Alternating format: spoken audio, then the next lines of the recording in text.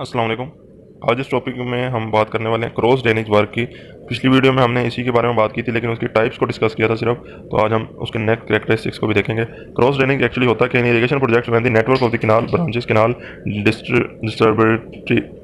Distributary canals are provided then they these canals may be have cross sectional cross the natural drainage like river stream nalas at different points within the command area of the project।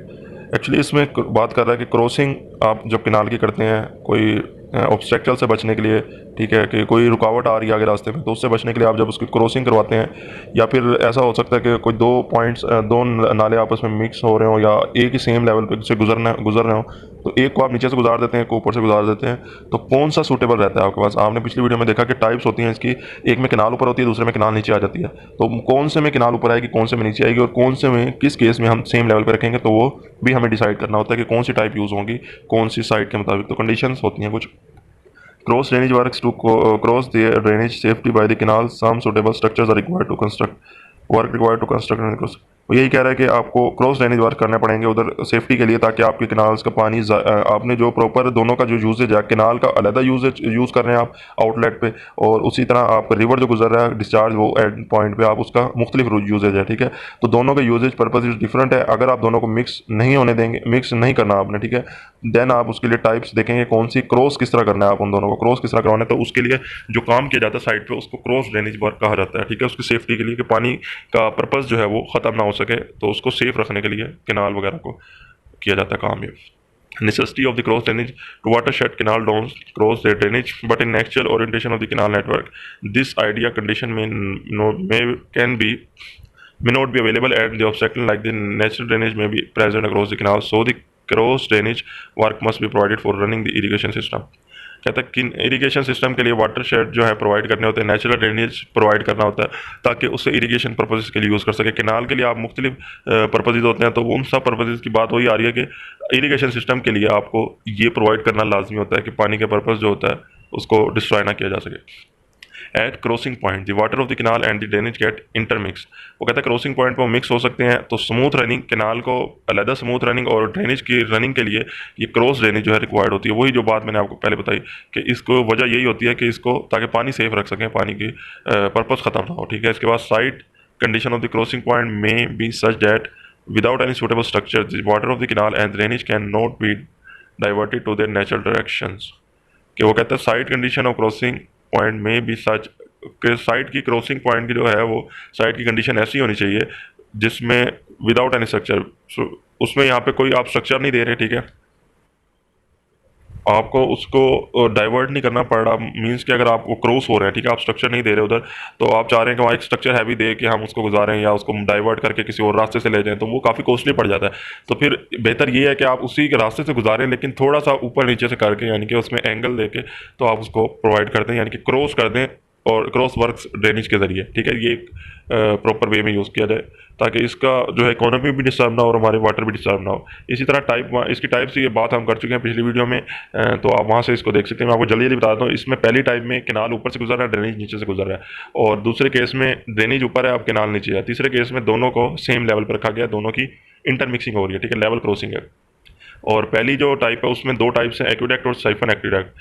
और पहले case में जो है उसमें आपका जो निचला जो आपका नीचे से ड्रेनेज गुजर रहा है उसका जो लेवल है वाटर का, और ऊपर जो किनाल है उसके जो बेड लेवल है, इन दोनों के दरमियान खला है, ठीक है, इन दोनों के दरमियान डिफरेंस है, ठीक है, वो आपस में मिल नहीं रहे। लेकिन साइफन एक्विडक्ट में क्या है कि नीचे वाला जो ड्रेनेज का जो वाटर लेवल है, ठीक है, मैक्सिमम वाटर लेवल जिसको हाई फ्लड लेवल कहता है, वो आपके बेड लेवल से ऊपर चला गया, ठीक है, अब खला नहीं रही, अब ऊपर चला गया, तो साइफन एक्टिविटी होगी वहाँ पे, तो साइफन एक्विडक्ट इसलिए कहा गया उसे।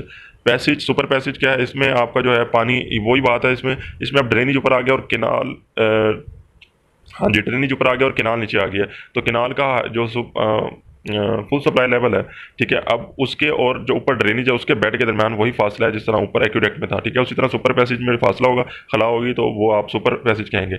एंड अगर उसमें आपका पानी का जो लेवल है हाई फुल सप्लाई लेवल, जो अब वो बेड से ऊपर चला गया, ड्रेनेज के बेड के से ऊपर चला गया, तब उसको साइफन एक्टिविटी होगी उसमें, और उसको सुपर साइफन सुपर पैसेज कहेंगे।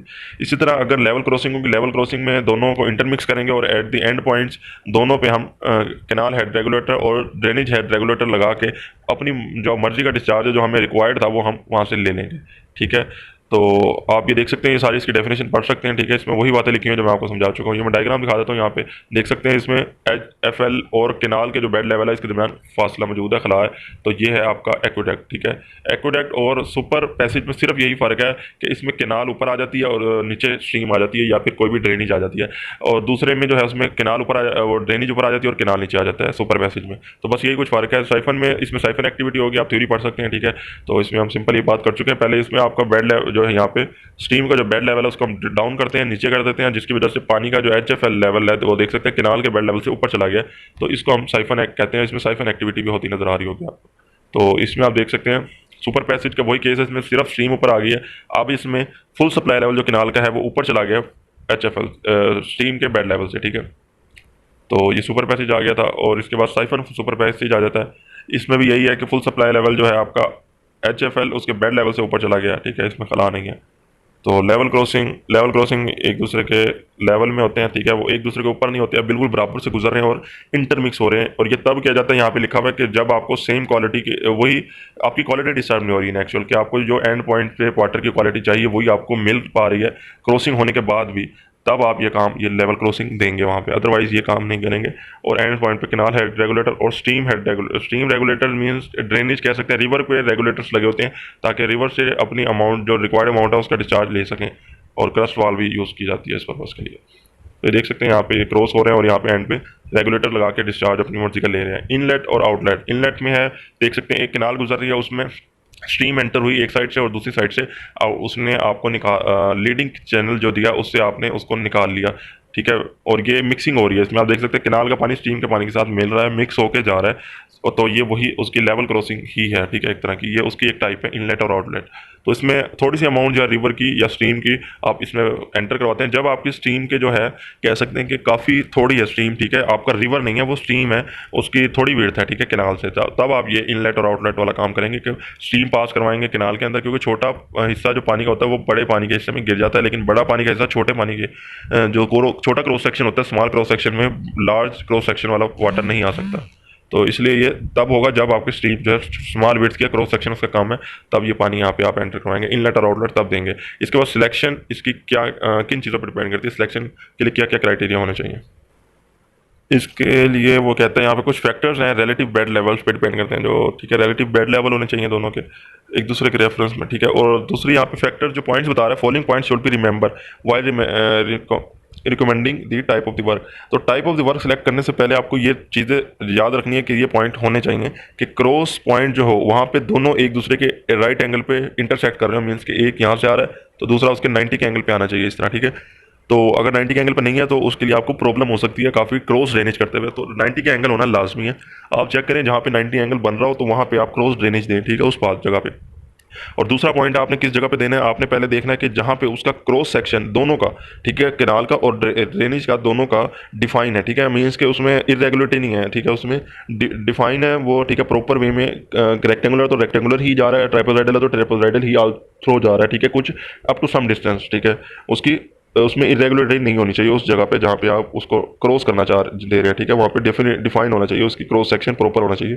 At the crossing point the drainage should be straight for. अब वो कहता है कि ड्रेनेज पॉइंट जो आप दे रहे हैं वहाँ पे उस पॉइंट पे ना आपकी जो लेंथ है वो कॉन्स्टेंट स्ट्रेट जानी चाहिए, वो आपकी कर्व नहीं होनी चाहिए। अगर कर्व होगी तो आप उसका जो आपको प्रॉब्लम आ सकती है उसमें क्रॉस ड्रेनेज देते हुए, तो वो 90 का एंगल भी नहीं बनेगा, जाहिर सी बात है उसमें। तो उसमें कर्व वगैरह नहीं होनी चाहिए, इरेगुलरिटी वही नहीं होनी चाहिए, स्ट्रेट होनी चाहिए, ठीक है, उसके पास जो है वो। तो आप वो जगह सेलेक्ट करेंगे जहाँ पे वो स्ट्रेट हो रहा है ज़्यादा, ठीक है। तो जहाँ पे ज़्यादा मैक्सिमम स्ट्रेट है दोनों, तो वहाँ पे आप क्रॉसिंग देंगे।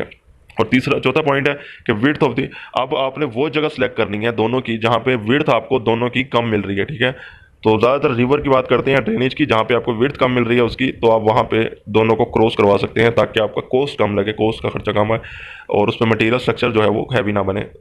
तो availability of this suitable foundation suitable देखने के लिए आपने वही साइट पे जो फाउंडेशन के टेस्ट होते हैं वो करेंगे। आपकी सॉइल कहाँ तक हार्ड है, आप हार्ड सरफेस ढूंढेंगे, उस पर जाके पाइलिंग करेंगे, जैसे पिलर्स लगाते हैं आप ब्रिजेस के केस में, वैसे ही आप इसके लिए भी फाउंडेशन सेलेक्ट करेंगे और प्रॉपर साइड वो उस जगह पे फाउंडेशन बनाएंगे, वहाँ पे पाइल्स डालेंगे जहाँ तक पे आपको प्रॉपर जो है हार्ड स्टेटा मिल जाएगा डाउन पे, ठीक है, आप वहाँ पे पाइलिंग करेंगे।